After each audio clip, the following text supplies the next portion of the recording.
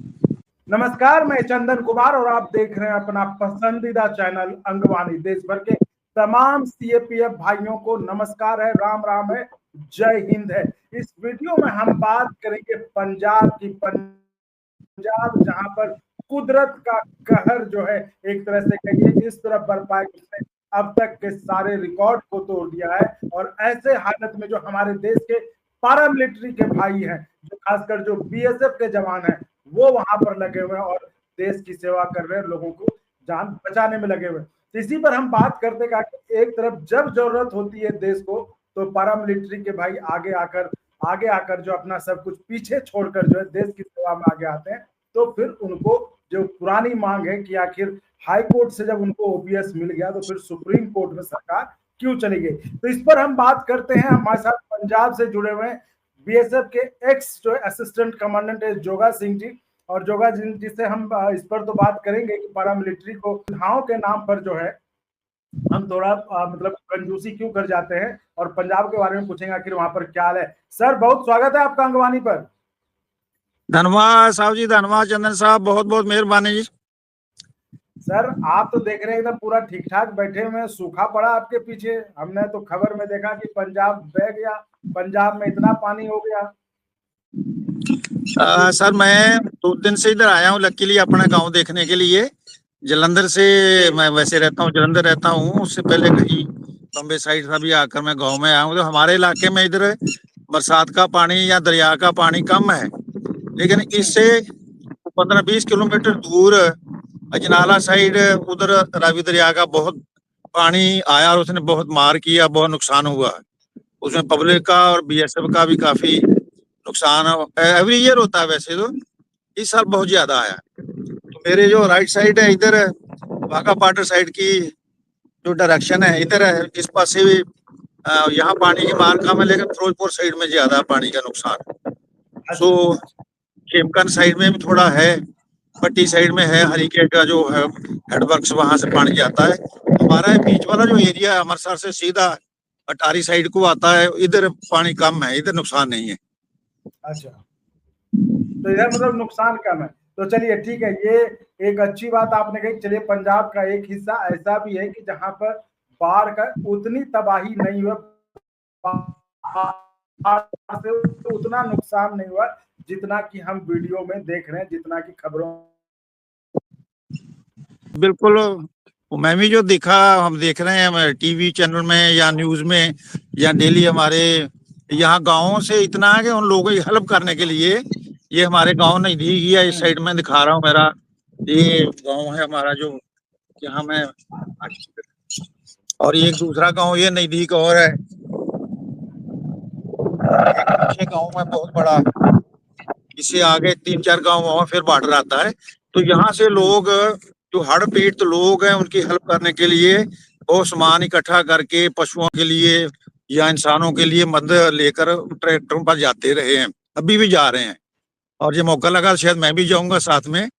तो वहाँ बहुत नुकसान है, अजनाला साइड में वहाँ रावी दरिया से बहुत नुकसान है, हमारा एरिया सेफ है।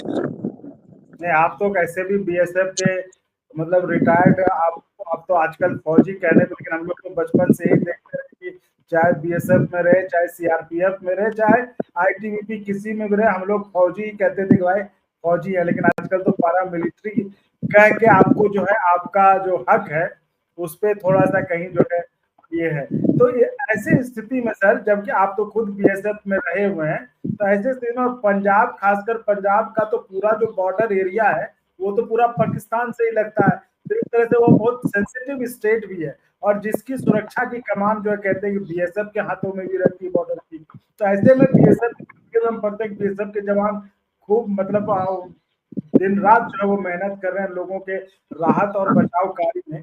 तो ऐसे में क्या लगता है सरकार को, मतलब ओपीएस दे नहीं देना चाहिए? ताकि जब ऑपरेशन बिल्कुल सिंदूर सही। हो तब बीएसएफ, बाढ़ हो तब बीएसएफ, देश के अंदर कुछ हो तब BSF, CRPF, ITBP, Assam rifle, तो इन सब जब जरूरत होती तब आप पारामिलिट्री, तो फिर ओपीएस के नाम पर कंजूसी क्यों? बिल्कुल सर, आप सही कह रहे हैं।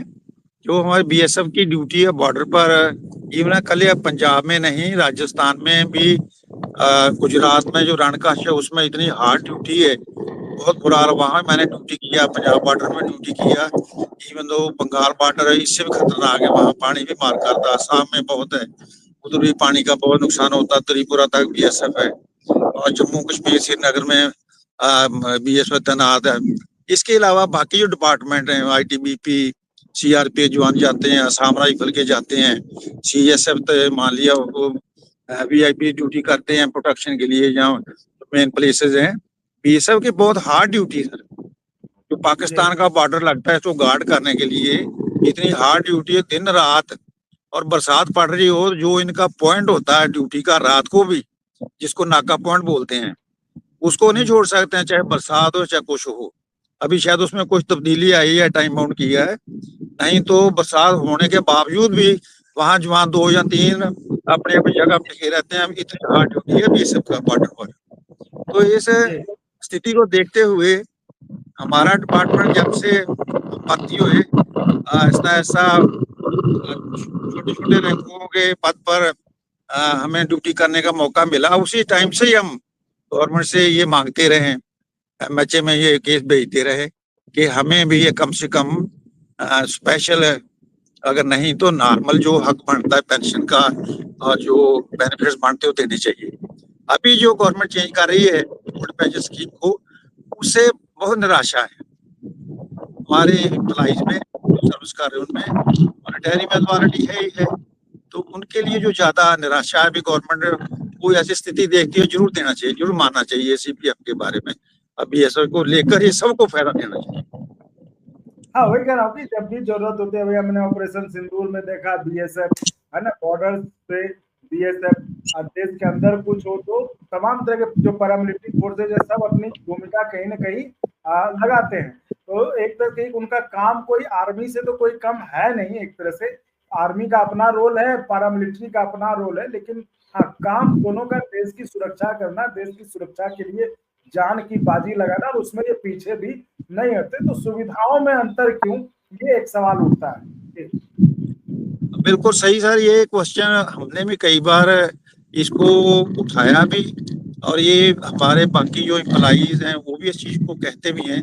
और मैं अभी क्लियरली अभी इसका बताना चाहता हूँ कि ये जो हमारा ओल्ड पेंशन स्कीम है उसको हमें तो चेंज करके दे रहे हैं, लेकिन डिफेंस में ऐसा नहीं कर रहे। आर्मी को, एयरफोर्स को, नेवी के, उनका पेंशन स्कीम में कोई चेंजिंग नहीं है। तो केवल हमारे ही जो ये डिपार्टमेंट पैरामिलिट्री में आ रहे हैं, इन्हीं को क्यों गवर्नमेंट कर रही है, ये पता नहीं है। किस पेश कर किस पॉइंट पर ये ले आकर हमें ऐसे इतने बड़े पैरामिलिट्री नेट को जो है एक किस्म का डिमोरल करने की बात है।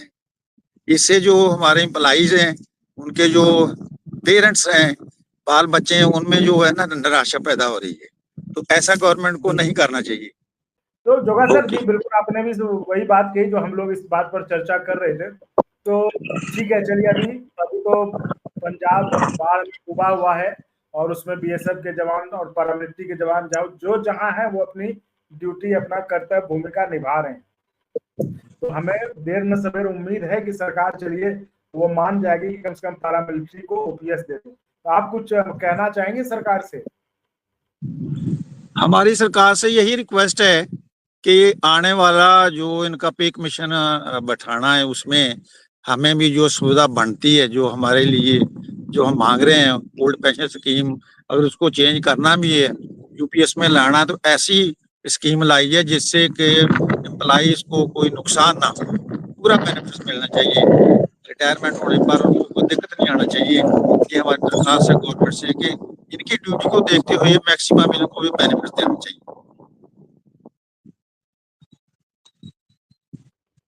जी, तो चलिए उम्मीद करते हैं जोगा सर कि आपकी बात सरकार सुन ले, और खासकर अभी जिस तरह का अभी माहौल है, जिस तरह का पंजाब जो है बाढ़ के चपेट में, और वहां पर जिस तरह से पैरामिलिट्री के लोग, खासकर बीएसएफ के लोग काम कर रहे हैं, तो कहीं जिस तरह से हमें ऑपरेशन सिंदूर के समय उम्मीद जगी थी, जिस तरह से बीएसएफ की तारीफ हर तरफ हुई थी, बीएसएफ का डंका हर तरफ बजा था, उसी तरह अभी भी हमें खबरें पढ़ने को, देखने को मिल रही कैसे बीएसएफ के जवान जो है खुद उनकी चौकियां पानी में डूब गई है, लेकिन वो जो है इनकी चिंता परवाह छोड़कर वो जो है पंजाब के लोगों के, वहां जो बॉर्डर पे जो लोग हैं उनको बचाने में, राहत और रेस्क्यू वर्क काम में लगे हुए। तो ऐसे में चलिए हम भी उम्मीद करते हैं जो आपने सरकार से गुहार लगाई कि सरकार को ऐसे में भी जो है ओपीएस दे देना चाहिए, तो हमें भी उम्मीद है कि सरकार आज न कल देर न सवेर आपकी ये मांग सुन ले। तो चलिए फिलहाल तो ये देखने वाली बात होगी कि सरकार आगे क्या करती है। इसमें जैसे जो होगा वो तो हम आपको अपडेट करते ही रहे और करते भी रहेंगे।